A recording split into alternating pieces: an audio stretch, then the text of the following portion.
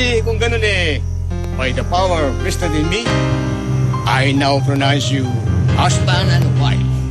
Yes! Pare, ang galing mo. You're the man, pare. Woo! Natapos silang kasal.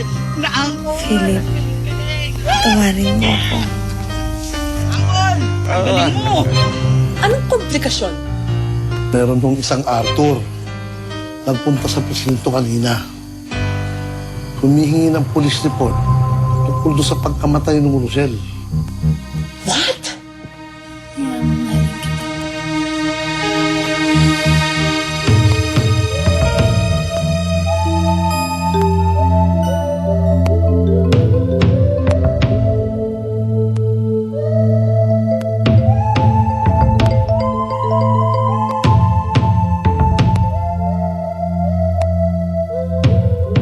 Eto. Sobra-sobra na yan. Saan tayo pupunta? Sa Hacienda, Rochelle. Babalik tayo sa Hacienda Ontiveros.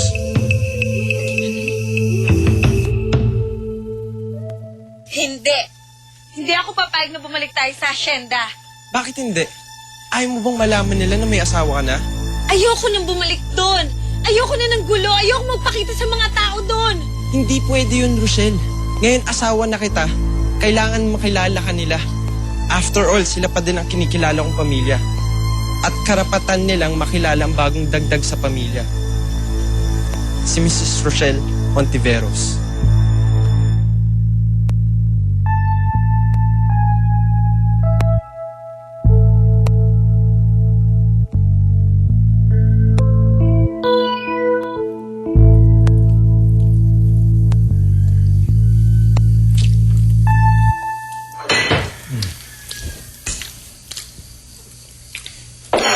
Akin to.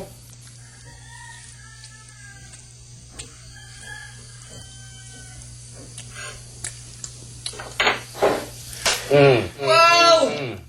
Kala ko hindi naman kinakain Kakainin ko yan, nag-iisip lang ako. Eh, bakit ba, Mang Toto? Ang napakalalim ng iniisip niyo.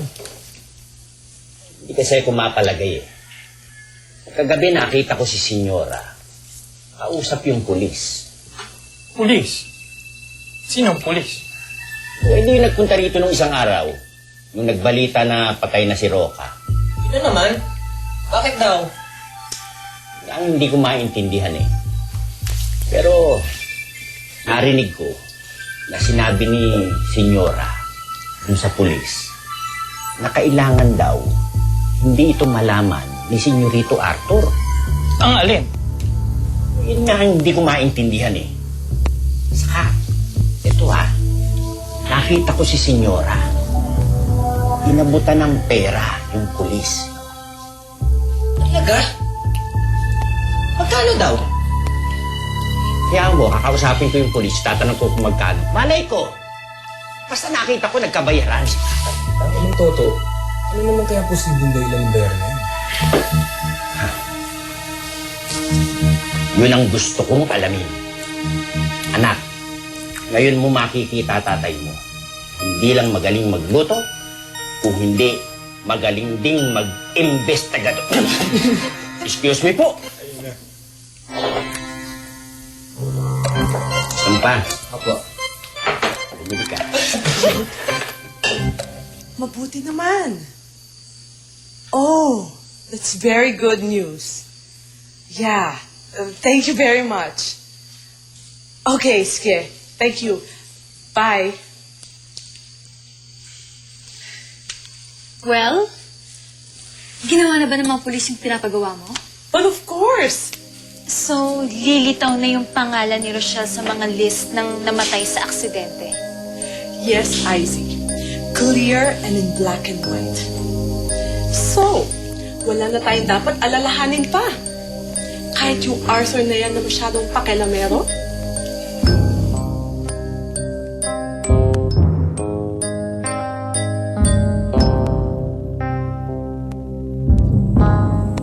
Andyan ang listahan ng mga namatay sa aksidente. Sa mismong bus company ko nakuha yan, Boss Chip. Nandito ba pangalan ni Rochelle? Oo, nandyan.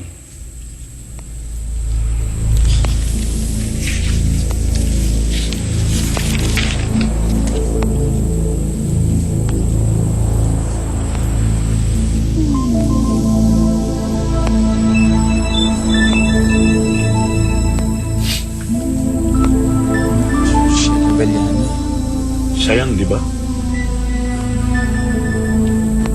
Kasama talaga si Rochelle sa na-aksidente.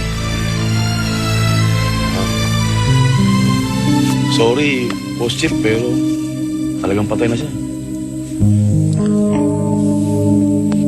Patay na talaga siya eh.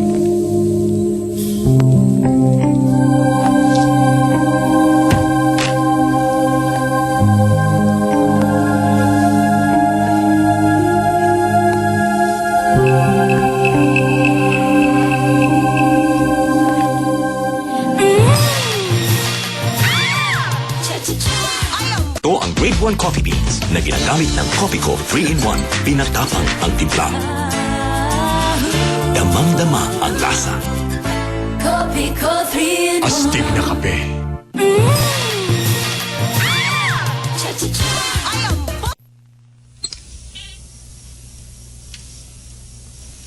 Rochelle, bangon na. Nakahanda na breakfast.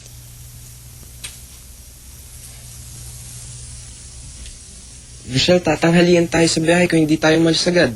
Malayo-layo din yung hasyenda. Hindi. Hindi kami dapat matuloy sa asyenda.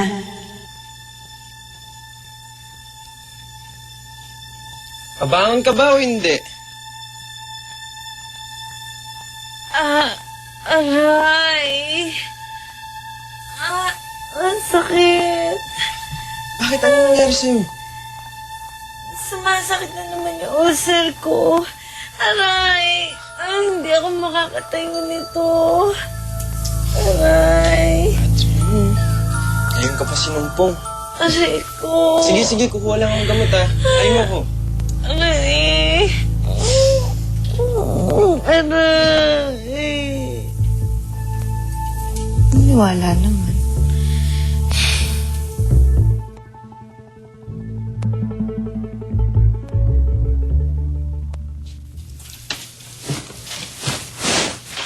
Tingnan niyo si Senyorito Arthur.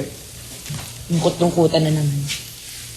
Naaalala na naman niya siguro si Rochelle. Oo nga, kawawa nga naman, no? Walang kalupak eh. Malulungkot yarin. Wa, tara na naman natin.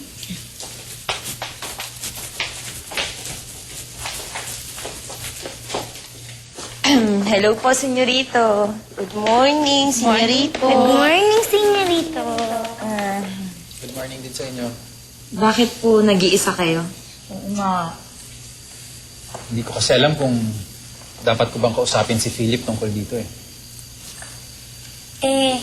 Ano po ba yan? Mga listahan ng namatay sa aksidente. Gusto ko kasi malaman kung nandito yung pangalan ni Rochelle. Nandiyan po ba? Senyorito, no ko rin wari muntate ang bus bago yung maaksidente. Ito, biyaheng Matnog daw. Bandang Sorsogon yata yun eh. Ang layo naman ng senyorito. Bakit naman po pupunta dun si Rochelle? Hindi nga yung pinagtataka ko eh. Sunshine, di ba ikaw yung pinakamalapit kay Rochelle? Alam mo ba kung may kamag-anak siya doon? Ay, ambot. Wala naman na ikukwento sa akin si Ruka.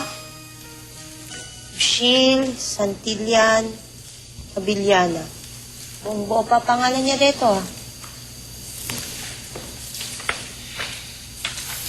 Narito yung manifesto na finilapan niya bago siya sumakay ng bus para sa insurance daw.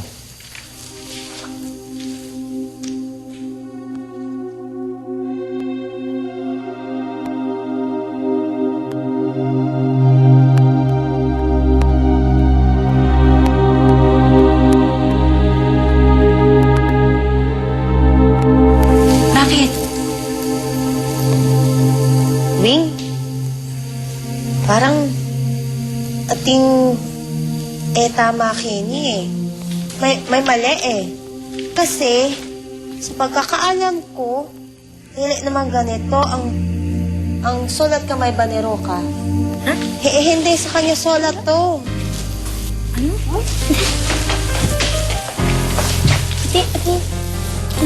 Parang ibang tao bang nagsulat? Hindi talaga siya senyoreto. Sunshine, sigurado ka ba dyan? Siyempre naman, Senyorito, kaibigan kong malupit si Ruka. Hindi talaga kanya yan. Hindi niya sulat.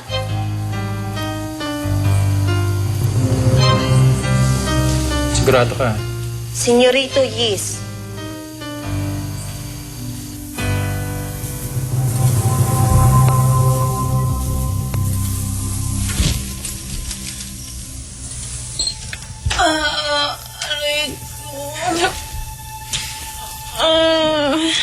Sakit. Rochelle, ilamin mo yung gamot para mawala yung sakit ng tiyan mo. Aray.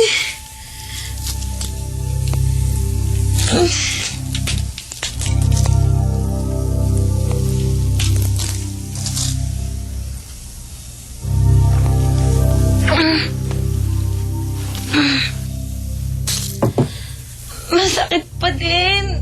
Aray ko. Hintayin mo, epekto din yung gamot in a while. Iwan mo muna ako, please. Sige na. Sige. Pakisara yung pinto. Aray ko.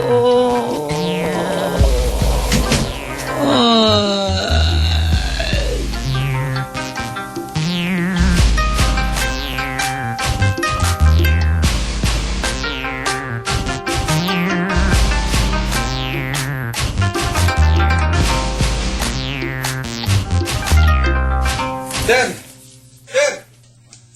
Sige po. 3 minuto lang po. Ano ba? Met-met na lang papaalam ka. Sige po. Mamaya na lang. Sige. Sir, usapin ko lang ulit si SPO3 Brandicina. Sige, doon na lang. Sir. Oh, ikaw na naman? Yes, sir. May gusto lang akong linawin. Ano na naman ba yun? Tungkol naman saan? Sa bangkay ni Rochelle Avellana. Oh, di pa ba tapos yan? Di ba nabasa niyo na yung pangalan ni Rochelle Avellana doon sa listahan ng mga pasaherong namatay sa bus? Oh, may supporting documents pa nga yan, di ba? Yung manifesto. Paano niyo nalaman na may manifesto? Siyempre, pulis ako. Trabaho ko yan eh. Alam ko yung mga bagay-bagay. O, sige. Sir. Yes na ako. Ganito na lang ho, para hindi ko kayo maabala. Pakisulat na lang ho yung pangalan nyo at saka contact number. Kung okay lang ho, tatawagan ko na lang kayo pag may mga tanong pa ako. Sige. Ballpen.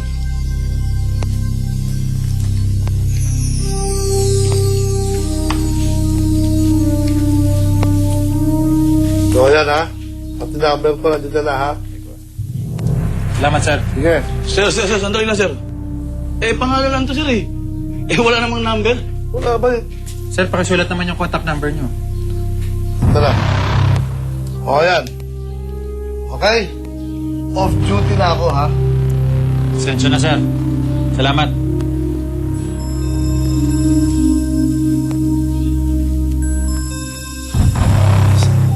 Bakit humihingi pa ng autograph doon? Dito tayo. Humihingi mo pa ng autograph doon? May suspecha ako. Tingnan natin.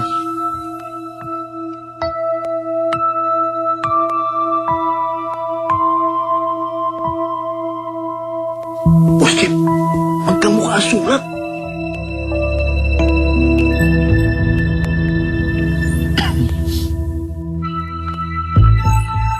Tama nga si Sunshine. Hindi sulat ni Rochelle ang nakalagay dito sa manifesto. Kundi handwriting ng pulis kanina. Bakit? Hindi kaya yung surat dyan at surat dito ay pareho dahil si Badicina ay nagtatrabaho rin sa bus company. Tama. Diba? Diba, sir? Tingnan mo. Pareho. Utaklam mo ka talaga ng kwenta.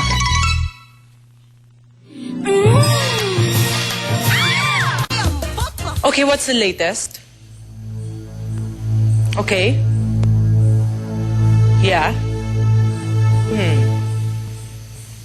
Be on your toes, ha? Make sure hindi kayo maunahan. Yeah, galingan nyo pa. Huwag kayo magpapauna.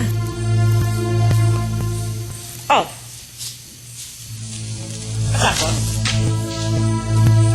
Bakit mo minamatsagan si senyora? May gusto ka sa kanya, no? Bihira ka. May gusto lang akong malaman. Eh, ano yun? Gusto mong malaman. Hoy, Toto. Kilala kita. Alam ko kung anong tumatakbo dyan sa kukote mo, ha? Ha? Binabalaan kita. Ha? Hindi ito naman ako, eh. Pag lumabas ang genie dito, sasabihin ko, mawala ka. Bihira ka rin, ano? Ganon, ha? Ako, kung di ko pa alam, ikaw kunwari ka pa. Laway na laway ka naman sa akin noon, pe. Kasi ka rin, ano? Ewan ko sa'yo. Hoy! Anong ginagawa niyo dyan? Tapos na ho pala kayo sa telepono. Ganon. Nakikinig ka sa pakikipag-usap ko? Hindi ho. Gagamitin ko ho sana eh. Pwede ho ba? O sige, ito. Bilisan mo, ha? Aka na. Ay. Kapag talagang mukha mo. Ron, andyan ka pala. Pakikuha kay senyora yung telepono.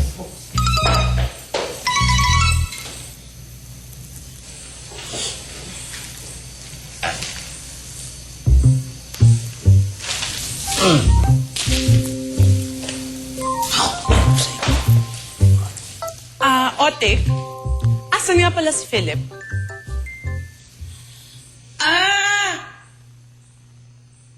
Hindi ko po alam.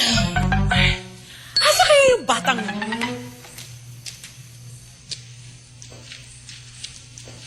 Hey, Mom. Oh, Harry. Good na lang you're here. I've been wondering, asan ba si Philip? Baka nasa farm na naman. Sa farm? Anong ginagawa niya sa farm? Gusto nga balikan ang magagandang alaala nila ni Rochelle. Rochelle na naman? He has become stupid because of that Rochelle. Nakakapi ka na.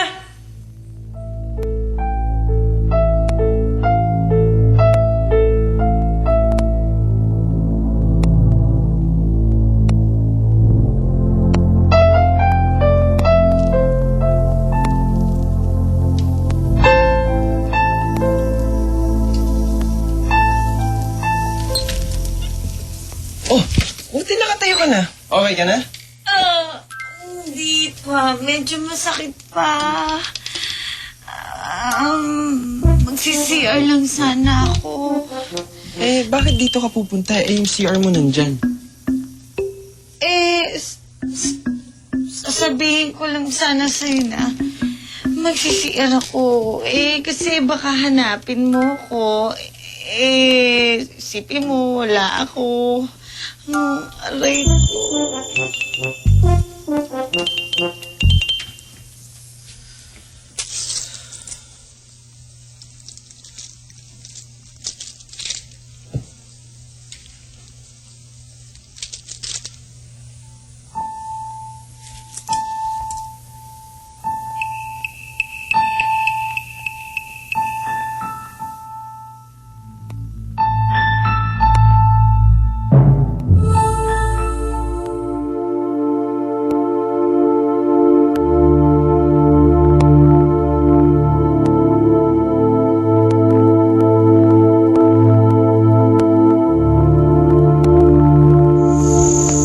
Si Mami sa'yo. Hindi ka na kasi normal. Magmula ang mamatay si Rochelle. Sure, bro. May talagang labanan yon. Yeah, you have to move on.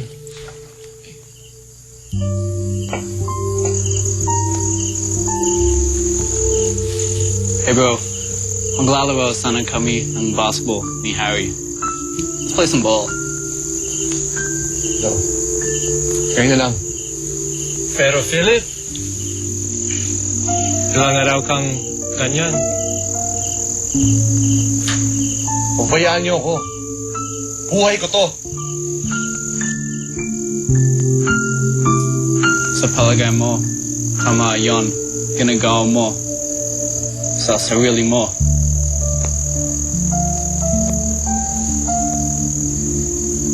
Hindi ba kayo marunong umintindi? Wala kayong pakialam. Leave me alone!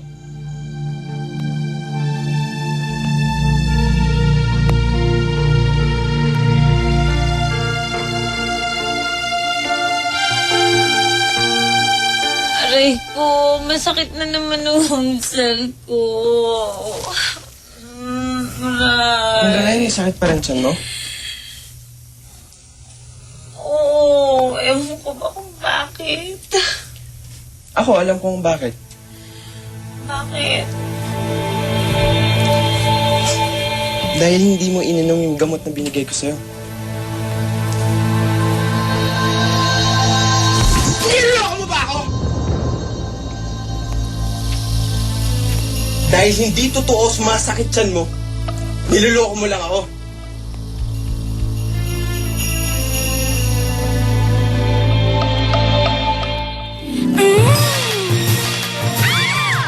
Tigilan mo na yung kakaarte na may sumasakit sa'yo dahil bistado na kita.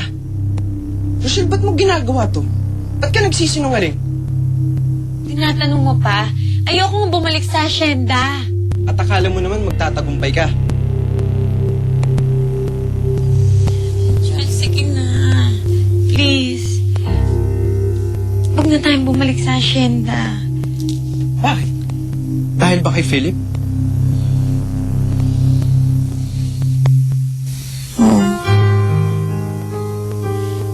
Ayokong malaman niya na kasal na tayo. Masakit para sa akin yun. At alam kong masakit din sa kanya na malaman niya na nangyari sa atin. Mabuti kung ganun. Jess, ano ka ba? Wala na bang awang natitira dyan sa puso mo? Bakit pa ang lupit-lupit mo? Dahil ang Philip na yun ang nagturo sa akin kung bakit ako naging ganito. Ano ibig mo sabihin? Huwag ka na magtanong. Sa ayos sa gusto mo, babalik tayo sa asyenda ngayon din. Carmen, yung bilin ko kay Kapitan, pakisabi ha, Kuya Boy. Maraming salamat. At sabihin nyo, huwag siya masyado nag-iisip, ha? Naayos ko na yun, areglado na ang lahat, ha? Carmen, sige.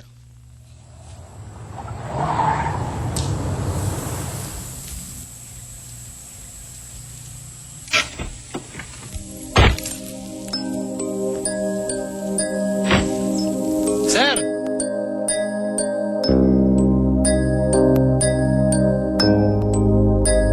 Yes, Uncle George. Malapit nang matupad ang mga plano natin. Dahil babalik na ako sa Hacienda Hontiveros. At may surprise ako sa kanilang lahat. Dahil kasama ko na ang aking asawa. Bakit ba? Ano na naman ba yun? Sir, isang tanong na lang.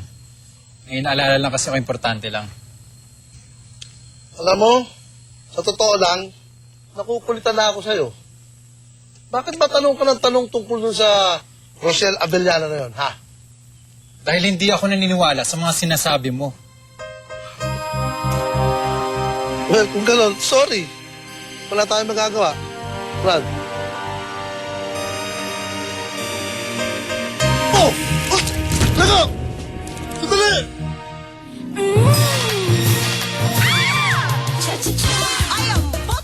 May bantang hatid si Berbola kay Jezebel. Gusto ni Berbola na magpadala ng mga kawal sa lupa para hanapin si Jezebel? Habang may masamang balita si Paolo kay Sheila May. Sheila May, may ibang babae si Fonzie. Nahuli ko siya na nakikipag-ano. Sinungaling ka. Walang ibang girlfriend si Fonzie.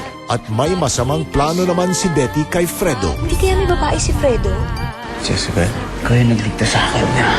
Tuluyan na nga ba siyang umibig kay Jezebel, ang nangungunang program? Ano? Kulong-kulo na ba yan?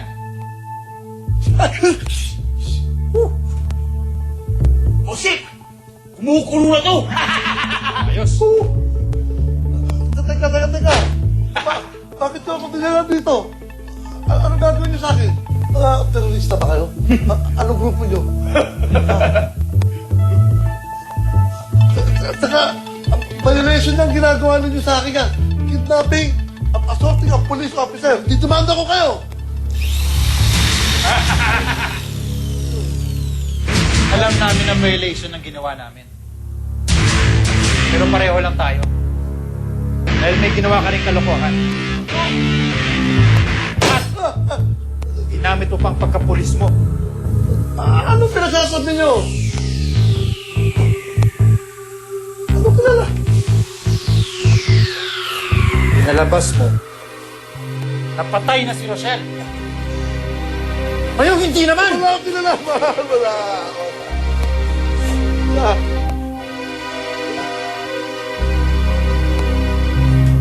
Huwag ka na magmamaangan pa.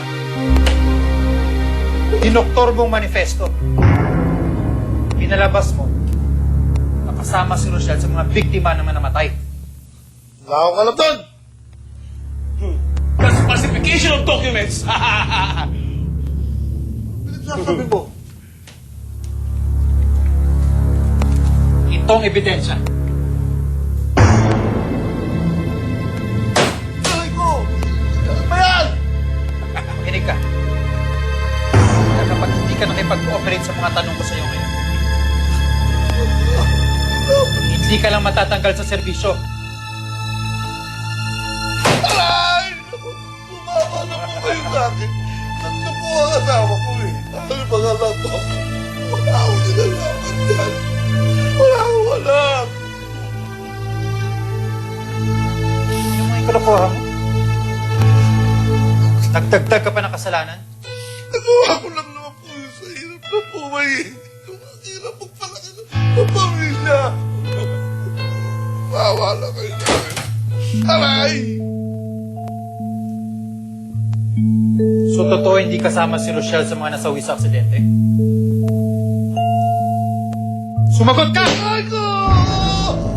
Pinalagay na ko namin yung pangalan niya dun sa listahan ng manifesto sa mga namatay. Inilagay lang ko namin yung pangalan niya doon.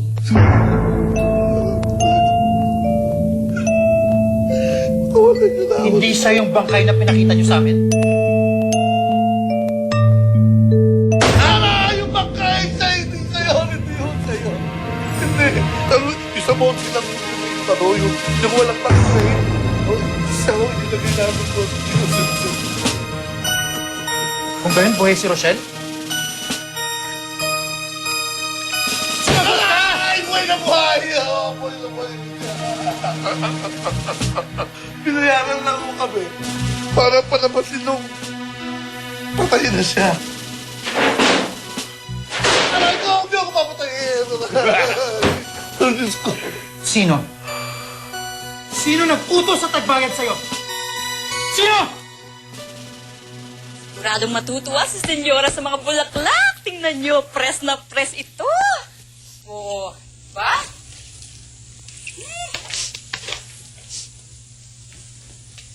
Bakit na naman, Sunshine? Wala. Naalala ko lang si Rochelle. Dati, kasama ko man siyang nag-aayos ng bulaklak na ito. Pero baluyo, apa naganipang kenabengi eh. Mabiyaya ka no? Buhay na buhay daw si Rochelle.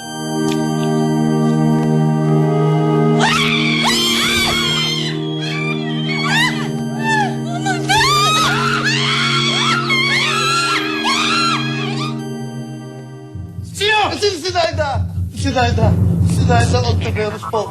Isa po ang nagbayad sa amin para palabasin. Patay na si Rochelle. Lumayas ka dito! You're not welcome here!